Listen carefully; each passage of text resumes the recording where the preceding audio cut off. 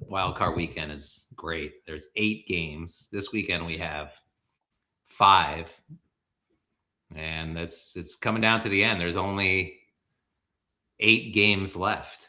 If you include the national championship, there's only 8 football games left in the season. In Megabucks. Yeah. Well, Yeah, I in gotta period. say, I don't know how you did last week. I mean, I went 1-5. I faded I the went 3 public. and 3. Yeah, the public has been getting killed all year, as we've documented on this show. Anytime the public is 60% more on the tickets, they were 38% for the year, which is abysmal. It's the worst gambling year that the public has had in 23 years. So I happen to like some of the games that they were against. And lo and behold, the public, they flip-flopped everything last week. The public was 5-1 against the spread, and therefore I went 1-5. So the fact that I didn't go to 0 in my count, I think is pretty good. I started the week with 80. I ended with 50.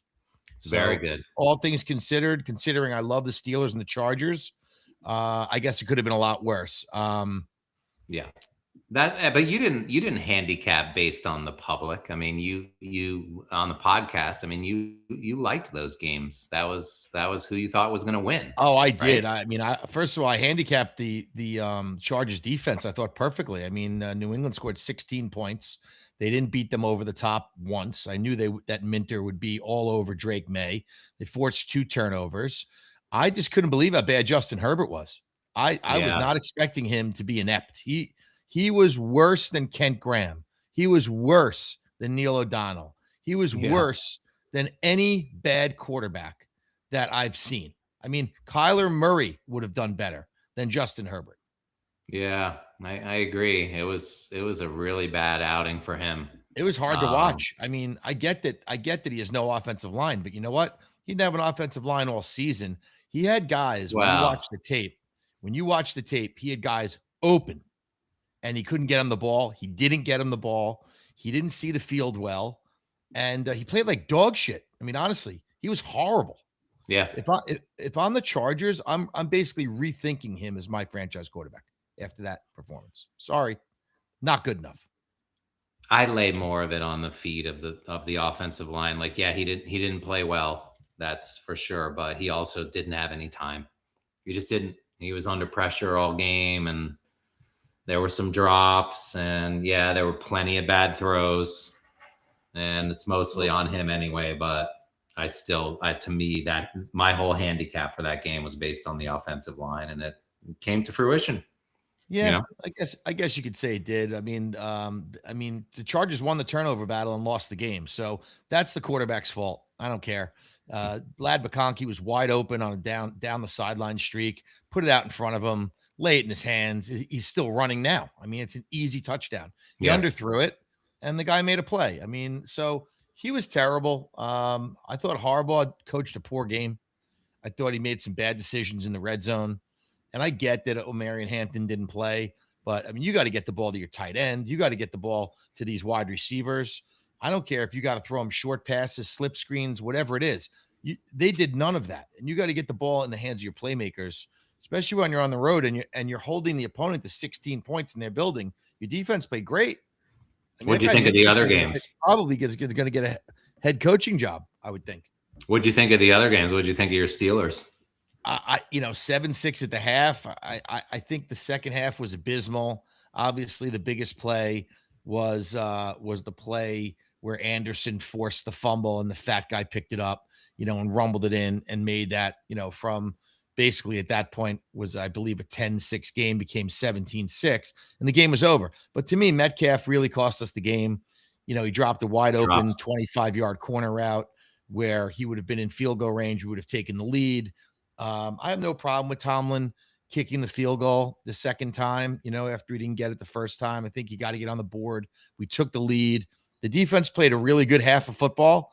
And then I just think they got gassed. I think they were on the field too much, too many 3-and-outs, and suddenly we couldn't stop the run. And I also don't agree with a lot of these rotations that go on. I mean, I know guys get tired, but these guys are athletes, man. You can't be taking your best players out on third downs and fucking having backups in there and getting gashed on critical plays. I don't agree with it. I mean, I understand you got to rotate these guys in throughout the game, but on the key plays, when you need to stop, you got to have your best players out there. I don't Hmm. give a shit how tired they are. Yeah. Um. Yeah. I mean, I was right on the Bills. That's the only game I got right. I I was know. I wrong on the can't believe that was Packers. the only one you got right, and that was Packers the blew us. only, not the only game that I got wrong. I ended up going 3-3 based on my podcast pick. So the weekend ended well for me. Starting, I basically was 1-3 going into the Philly game, and I ended up winning the final. I won that. I won Patriots, and of course I won Houston. But so I went 3-3. Yeah, Um, Eagles are really not good. yeah, A trick play by San Francisco. Got to give them credit.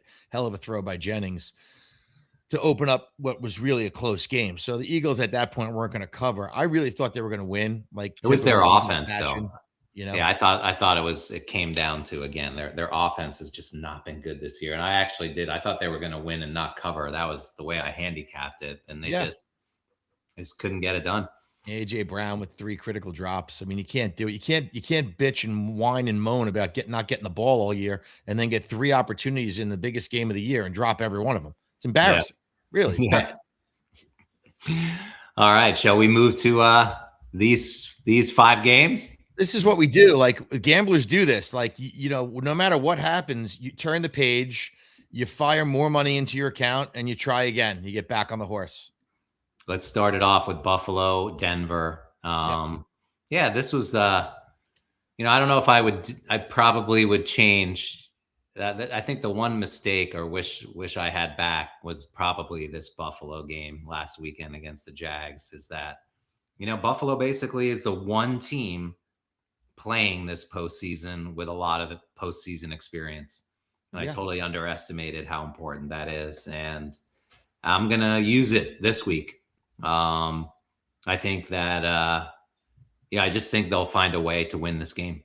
So I like Buffalo.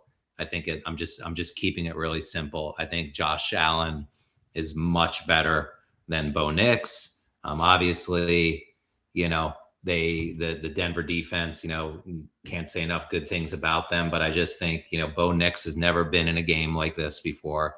I don't think he's a great quarterback to begin with. And then despite, the injuries that Buffalo has, I thought they put a great game plan together against Jacksonville. It's sort of like, and I heard an interview this week on, I think it was on NFL Daily, about how, Josh Allen got together with, who's the offensive coordinator? Is it Monken? Brady. Joe Brady. And they decided that he was like taking too many chances, and like he was, he situationally, that the dump, like sort of the check down pass, was like an underutilized, part of their offense, and started doing a lot more of that in that game against the Jags. And it's sort of like, if they're going to give you that, then take it. You know what I mean? And I kind of see it playing out again, that them putting together a good plan, the playoff experience, Bo Nix not being as, very good in my mind, not ready for this moment the same way that, Trevor Lawrence wasn't ready for that moment last week. And I just think Buffalo's going to find a way. What do you think? Yeah, I'm with you on this. I mean, I think you got to ride the Josh Allen thing until you lose. Like he's in it. I feel like obviously a lot of people are saying this is his opportunity without Mahomes being there, without there being any real threat in the AFC. This will be the easiest path, even though Denver has a great defense. Sean Payton is a hell of a coach. They're off extended rest. But just Josh Allen in general doesn't look like he's going to be denied in this. It doesn't matter who the receivers are. It really doesn't matter who the tight ends are.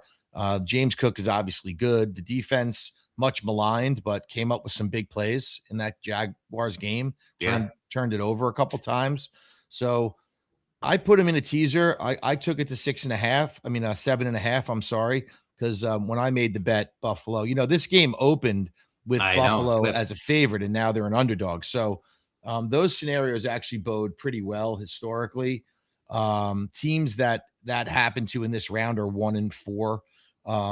So that would be Denver, a team that opened as an underdog and became a favorite in this round. have gone on historically to be only 1-4 against the spread. So I'm with you. I'm going to take Buffalo. I'm going to take them plus the 1.5, and I have them plus 7.5.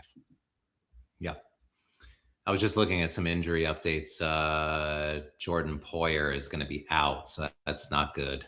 That hurts. Yeah. And I think he miss the Jacksonville game?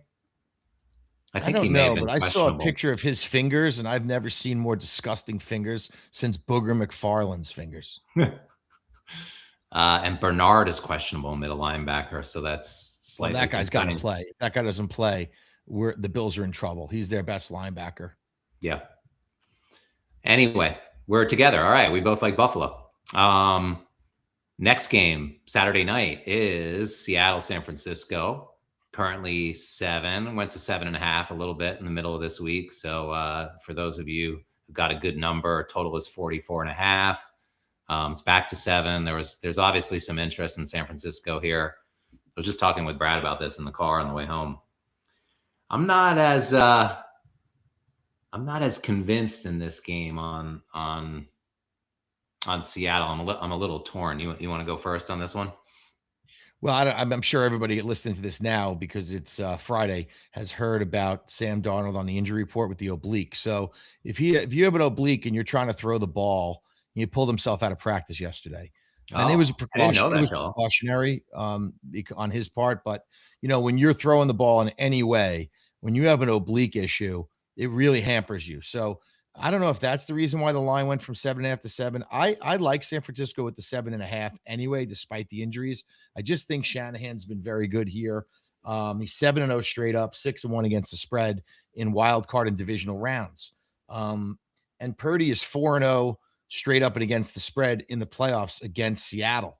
So I just think I grabbed 7.5, Jack, and I threw them in with the Bills in that teaser, and I got it to 13.5. It wouldn't shock me if San Francisco won the game outright, but I probably wouldn't bet that because I think Seattle's defense is too good. The one thing, somehow, San Francisco with this makeshift defense, they played Seattle twice this year. They beat them early in the year 17-13, and they lost 13-3 in the last game of the year to lose the division. But Seattle has not scored more than 13 points against this defense the entire year. Mm-hmm. So if you're going to somehow Shanahan or Saleh is doing the right thing on defense. San Francisco seems to be a little bit of a charmed team that's got like a little bit on a run here. I don't know. Something magical might be happening with them. And I don't really always love like number 1 seeds off rest like this. I think sometimes it can work against you, and I think the numbers can show that too. A lot of these teams lose this game. So I'm not going to go out on a limb and say that Seattle's going to lose, but give me 7.5. I'm going to take San Francisco and take my chance. I already did it, so I'm in there. Okay. I got 7.5. Okay. Yeah. I could see it happening. I'm a little concerned about, 5 days rest, the travel, the additional injuries. I hate the fact that they lost Kittle. A much better defense. Like I said last week when I was handicapping the Philly game, a much better offense, especially. And I think just like, I have to make a decision on whether I think Darnold can do this or not, because I think so much of it is going to come down to him. And, look, they have a much better offense than Philadelphia, right? Like what's their offense ranked by DVOA? They got JSN. Yeah. Oh no, they're going to make me log in again. So yeah, I just think like the primary reason I liked the 7 last week in the Philly game was because of Philly's offense. But in this, with Seattle's offense ranked 10th, okay, their defense is ranked number 1 and their offense is ranked 10th. Philadelphia's offense was ranked 17th.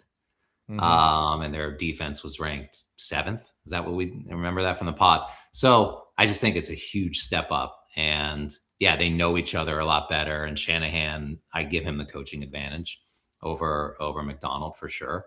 I would, especially. Does he have any trick plays left after the Jennings throw to McCaffrey? Like, I don't know. And did he, like I kind of think like Seattle saw everything they had in the final game of the, when they were playing for the division and the number 1 seed. Like, I don't think he held back a single thing in that game. He was clearly trying to win. Threw the kitchen sink at it. They lost. They lost by 13 points, I think, that game. It wasn't even close. The Seattle San Francisco game to end the season, remember? 13-3 was the final. Okay, so they lost by 10. Yeah. But they couldn't score. Correct. I just don't know, Chell. It's just hard. Listen, that's why I took the teaser. That's why I did. I like the points. I love your teaser. That's a lot of points. I like that too. Just one thing to address two of the concerns you had. You had a concern about short rest with Shanahan, and you had a concern about travel. Here's a data point that I think would make you feel a little bit better. Over the last 5 seasons, so that's Shanahan, the 49ers are 13-6 straight up on short rest. That includes a 9-3 straight up mark on the road in that span. So I think for whatever reason, Shanahan gets this team ready to win multiple games in a row. The short rest isn't really an issue with this team like maybe it would be with others. And I don't know why that is. Maybe they didn't get the injury bug. Trent Williams did play in Philadelphia. Yeah. I believe he's going to play in this game. And I just looked him up, by the way, to see what his status was. He's fine. Yeah. It's essential that he plays if they have any chance. But I think they're going to get Ricky Pearsall back this week. Also, they have Kendrick Bourne. Questionable. Yeah, he may play. I think he's leaning toward playing. I think. I don't know that he practiced. He continues to manage that PCL injury in the right knee. Yeah, I don't think he practiced this week, so he's like a maybe. And as far as losing anybody else, I mean, they lost Kittle, which is huge. Can't be underestimated, his presence on the field and off the field. Yeah. And I know he'll be there. There's one more angle that may be interesting to some people. And I don't know necessarily focus on this stuff as much, but you look into the minutia here and you start talking about officials and who's calling the game. So this game's Hussey.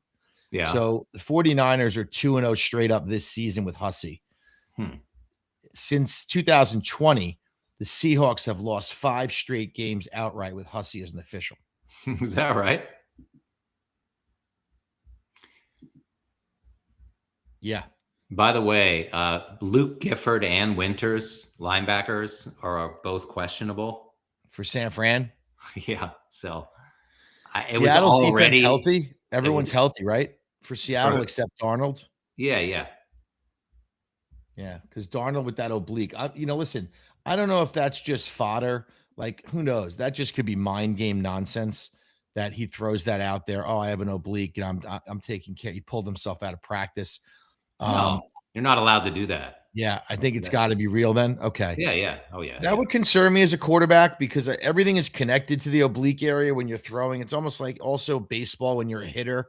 Like when Judge had the oblique, he was out 7 weeks, So it could be a really detrimental thing to Sam Darnold. Sam Darnold's been very, very good, Jack, as you know, as a favorite.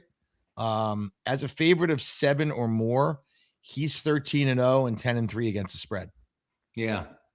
So and I know there's going to be a heavy dose if you're talking about like player prop markets. Like I would be probably maybe investing into Charbonnet and Walker just to try to minimize the mistakes that Darnold can make. Right. So, but he's going to have to make some throws and he's going to have to do some things in order to win this game.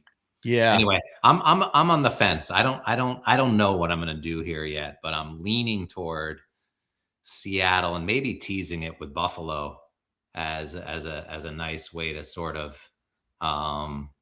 play this. And I'm a little nervous about teasing San Francisco, although I do think that's a good bet also. And part of me thinks with all these games that the lines are so sharp that if you tease either side and all of them, you'll probably be okay. But let's move on. But you like my number. You like the 7.5, right? That's great. Let me ask you this really quick about San Francisco, because I've given a little bit of thought to this.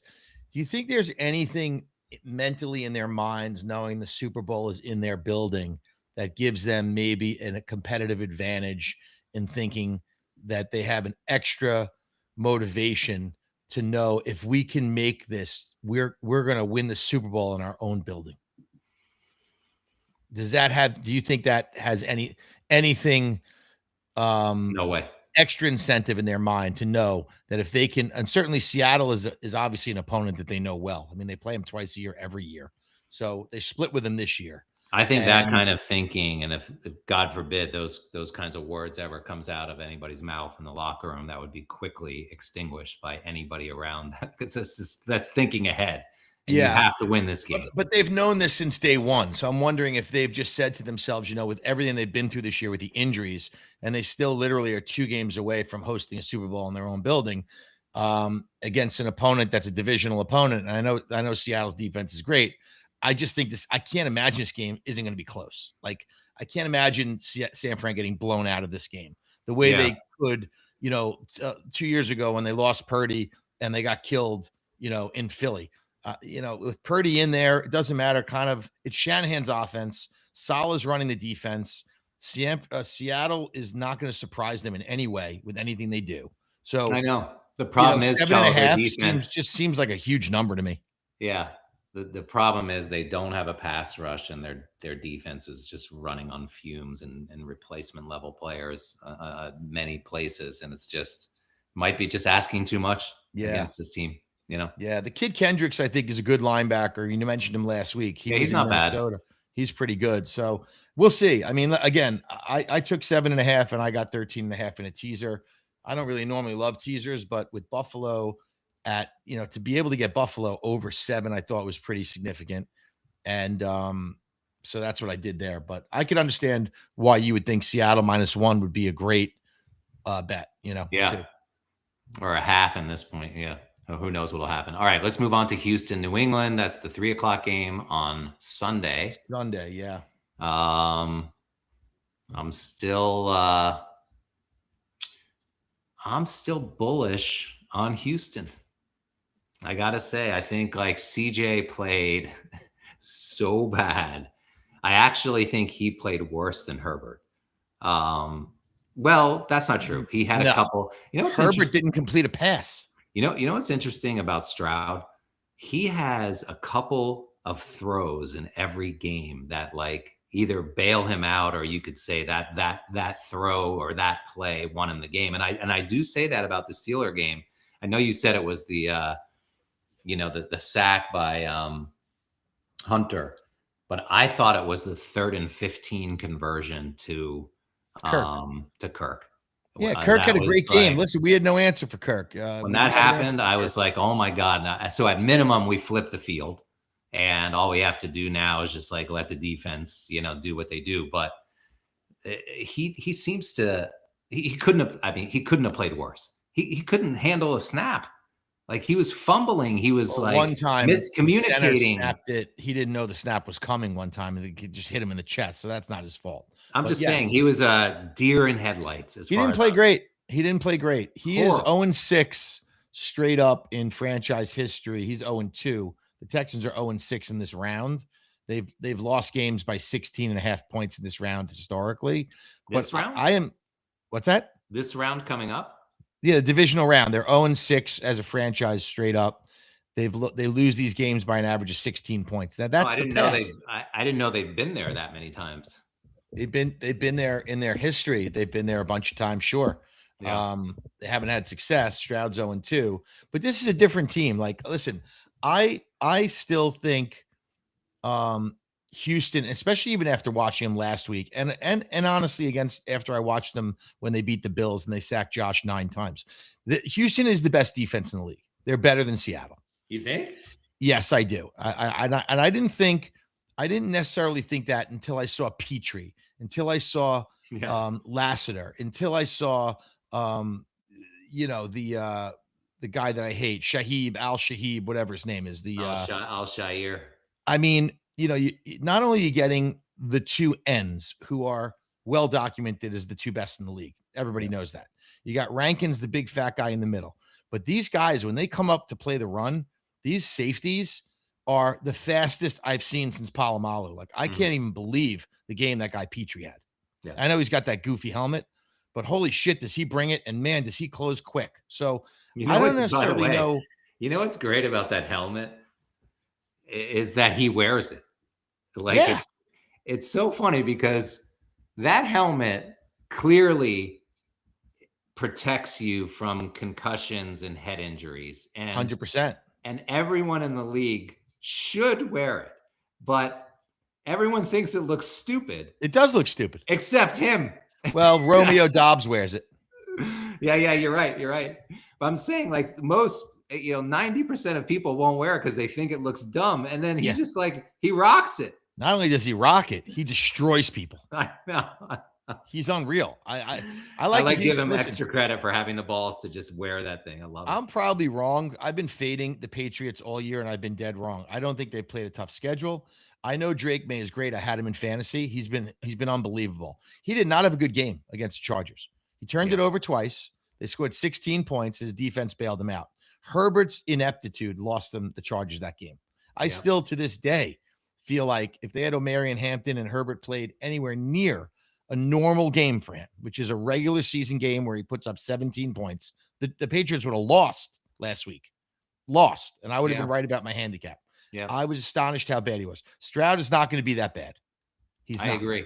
Stroud will not be Houston also. I think there's no way he, that was like such a moment for him, such a terrifying deer in the headlights moment for him. And he got past it. He got past it. And like, we're going to see, I think we're going to see a much better CJ in this game.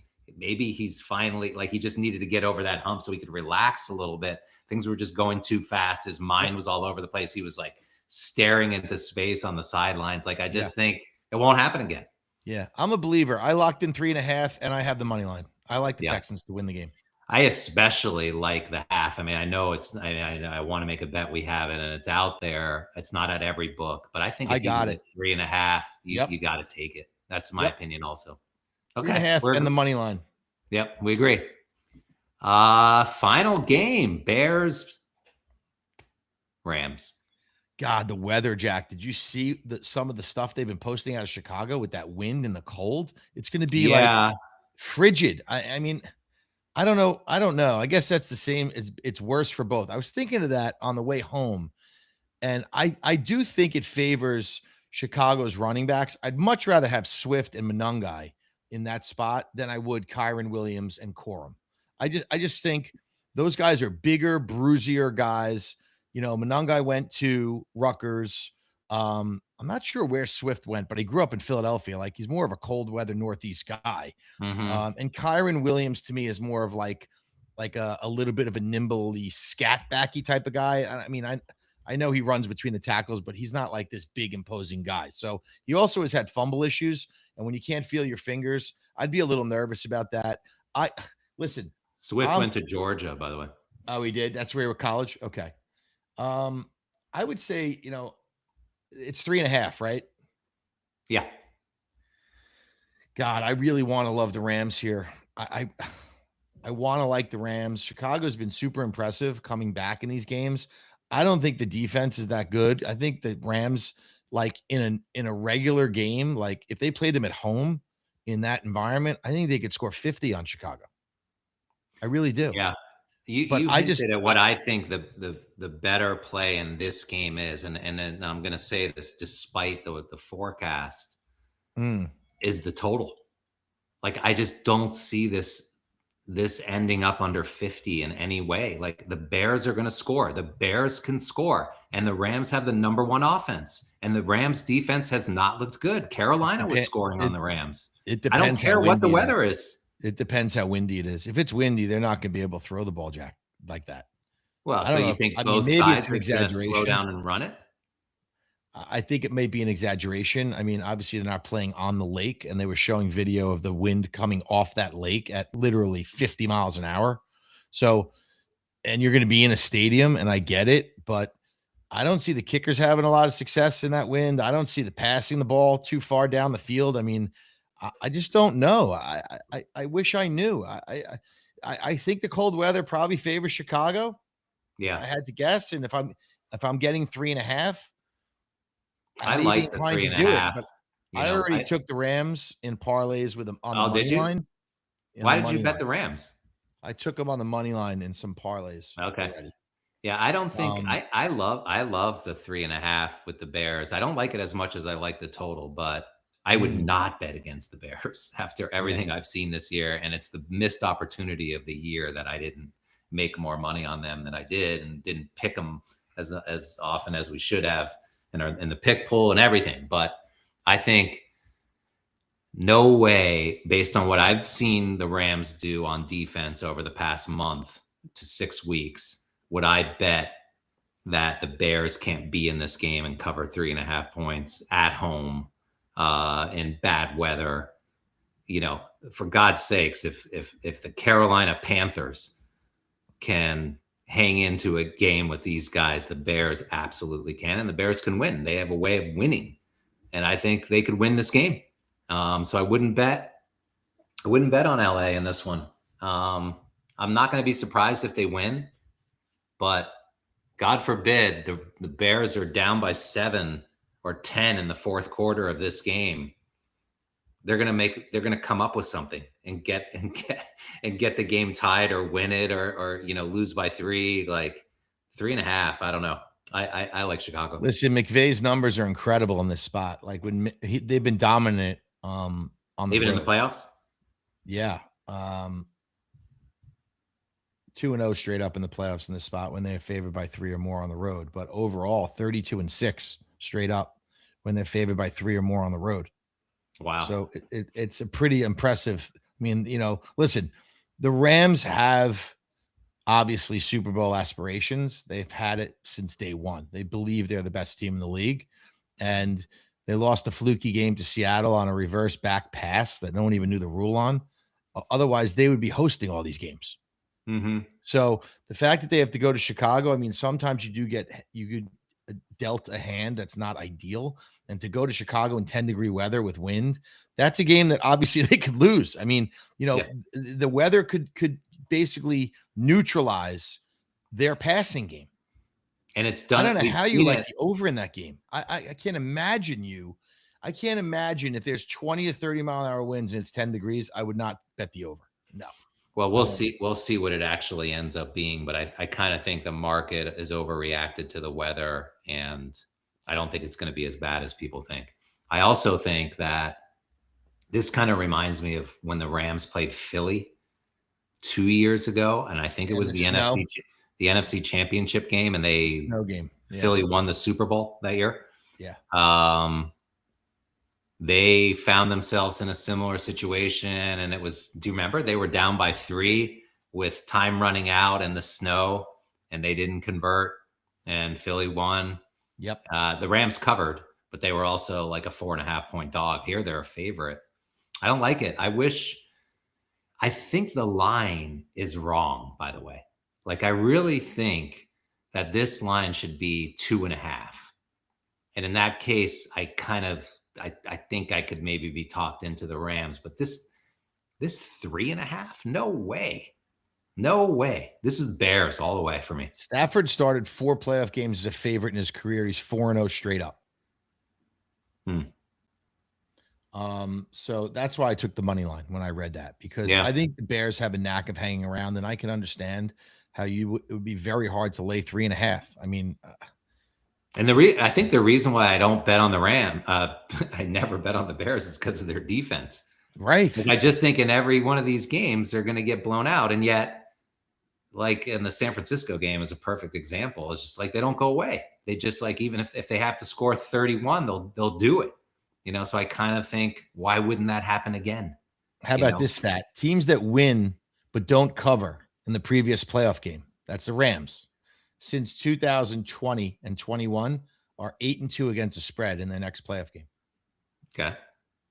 So, like, the Rams let down a lot of people last week laying a big number. Yeah. So you're probably catching them here. You could argue you could get some value on them here. Yeah. You could argue that, like, it's a pretty good buy low spot on Stafford and Puka and McVay to be laying not even 4 points. Yeah. And I know they're on the road, but, like, if you would have, what would the line have been in this game before the season started? Rams -10? Oh, before the season started? Yeah. When you looked at the schedule, like, if you would have said coming into the year, Rams are going to play the Bears in a playoff game. 6.5. Right. And it's 3.5. Yeah. I'm just saying. I mean, I Yeah. know sometimes. Listen, and by the way, both 3.5s last week didn't cover the underdogs. I just think it's going Yep. to be another. I'm going to start getting texts from you cursing Stafford, cursing the I'm defense. not going to curse Stafford. Listen, if the weather is the weather, it's okay. But I know Stafford hurt his finger, but I think he's going to fight through it. But I can't imagine that a defense like the Bears, and I know they're a turnover Yeah. forcing defense, and that's how they live. But talk about a team that doesn't get pressure on the quarterback. I mean, Stafford's going to have time to do what he Oh, I does, know. and They have no they're pass going to rush. run the offense efficiently. And I know Caleb's great, but you know, and listen, the Rams secondary isn't great. I mean, Bryce Young led them down and took the lead on them late in the I game. I know. mean, the I Rams had to know. come back and win that game. So I get the whole thing. I'm going to be on the Rams on the money line. I don't know if I'm going to take any spread action in this game. I don't think I need to, and therefore I don't think I will. I think it might. I'll probably, who knows what I kind of like the 3.5, but I may like coming in live on the Rams or something. But if I had to, I want to make a bet.com and be competitive. I'm in a league and I'm trying to win it. I think I'd go Bears. Hey, let me ask you this. I'm in first place in the college bowl bonanza by a large margin. There's only one person that can go account ride and beat me without hitting a gimmick. I'm thinking of just not betting. Well, that person will probably be on the Miami money line. Is that what you're saying? No, they don't need to. They could be on if they just bet Indiana and Indiana covers, they beat me. Oh, well then, I are may you just sure not. there aren't people who can beat you with Indiana money line? You mean Miami money line? Yeah, Miami money line. There are. Oh, There's so plenty of that's people that can. I mean, that yeah, pays 3-1. yeah, and that's also going to be a very popular bet, I think, in Megabucks South, which ends on the national championship game. So anybody chasing, and also people in Megabucks New York, this if you're chasing and you're down by a lot, and you, I think you're sort of expecting, especially with all the people on the East Coast who send their kids to Indiana, there's going to be You just take your shot on the Miami money line and yeah, pray. there's going to just be so much Indiana action on that game that You mean that if you're Miami action? chasing, huh? You mean Miami action? You're saying? Yeah, I'm saying there's going to be there's going to be so many bets on Indiana with the laying the points. That's going to be, if you're in a position, if you're in the lead, I think that's going to be the most popular bet. They're likely going to blow them out. But if you're chasing, you have to bet the Miami money line and hope that they find a way to win that game. And like, you know what I mean? Because that's your only chance. Otherwise, you can't bet Indiana if you're down by 50,000 points and like all of a sudden the game kicks off and you click the leader and you see that he's got an Indiana bet. Like you're fucked. I happen to think that Indiana is going to win and not cover. It's just my opinion. Yeah. I have a bet that I made Indiana. If they win on the money line, it pays me 470. So I took half of that and I took Miami plus 8.5. So I'm actually hoping for Indiana to win by 1 to 8 points, and I'll win both bets. Yeah, I like Miami too. I think with the now 8.5, and I kind of am expecting what I did in the Oregon game, which is, I mean, they completely self-destructed. But I like Cristobal. I like their defense a lot. Fletcher, that guy is unbelievable, running back. Yep. Beck has been playing very well. And I just don't think they'll self-destruct like some of these other teams have against Indiana. And I agree with you. I think it could very easily be a close game. And if it's a close game, they could steal it. Yeah, it's possible. I know Mosk and a lot of these Miami guys, they're going to be down there. They already have their tents and food and tickets and suites and all these rich guys. These Miami rich guys, that's how they do it. Flying down in their jets, like all that shit. What's your tail number? Yeah, it's funny. I make fun, I kid, but they're great guys. But yeah, they're convinced Miami's going to win the game. Which listen, I guess that when it's your team, you probably should believe you're going to win, right? I mean, that's what you want. You don't want to go into a game thinking you can't win it. So, and Miami has been really on a fucking ride this year, man. They've been, and it can certainly. I can tell you as an Ohio State fan, being a 10, 12 point favorite in a game like that. And the last time it happened was 2002 with Maurice Claret. And we were like a 12 point favorite underdog against Miami and won the game. Yes. But other teams have done it. Notre Dame. Well, it's It only can 8 and a happen. half, so it's not 10 or 12. So I Yeah, think that that shows you that people are betting Miami. yeah, yeah. I like Miami. I'm not It's gonna a lay the great wood. weekend, man. This is gonna be a fun Yeah, weekend. yeah. It's gonna be a fun weekend of football. Things All probably right. won't So go what do our we way. agree on? What do we agree We on? like We the agree Bills. on. We like We the both Bills. like. We like the Texans. Yeah, I liked San Fran with the 7.5. You were kind of wavering. yeah. You didn't And love you it, like but the Rams. Okay, so it's really only the AFC. We both like Houston and we both like Buffalo. yeah, I'm not saying I'm not laying 3.5 with the Rams, but I am on the money line with them in a number of parlays. I think the Rams will, regardless of the weather, find a way to win. And I just think they're better than the Bears, you know. And we But like listen, Miami. We like what's that? Miami in the national championship game. We both do. Yeah, with the points, I like Miami to cover, and I have the Indiana winning. Okay. So we got 3 picks. Yeah, there you go. Should we do a cello jack parlay? And I really like the Bears over. I don't care about the weather. The Bears have a terrible defense. They have no pass rush. The Rams have the number 1 offense, and just weather be damned. I think they're going to score 50 points in that game. I just do. I think that's the safer bet in that game. I think you're probably right. I would be shocked. I would be shocked if that was a grinded out run game. And I'm not saying that's how it's not gonna. That's not how it's gonna start. But I just eventually that has to crack. So Jack, if we can get in megabucks, I can get it. I can get 3.5 with the Texans, 1.5 with the Bills, 8.5 with Miami. That might be a parlay I throw in just for fun, a Jack Yeah. Cello parlay. Podcast parlay. Yeah, podcast parlay. All Why not? Let's live. right, I got to run. I got to teach at 5. But Enjoy, buddy. everybody, good luck this weekend. Yeah. If you're chasing underdogs, money lines, if you're playing from a position of strength, mind your units very carefully. You don't go for it this weekend. That's all I can say. So much of this is bankroll management right till the end. And just remember, there's 2 games. There's 3 more games after this weekend. There's the NFC and AFC championship game and the Super Bowl.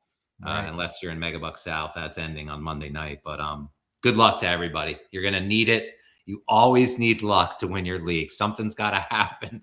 A bounce has to go your way. A call has to go your way. Something lucky always happens. Or something unlucky, like it happened to me that year with Spurgeon win. Yeah, that's true. All right, brother. Enjoy your night. Right, Good luck with everybody. everything. Yeah, good luck. Good luck, everyone. We'll see you next week.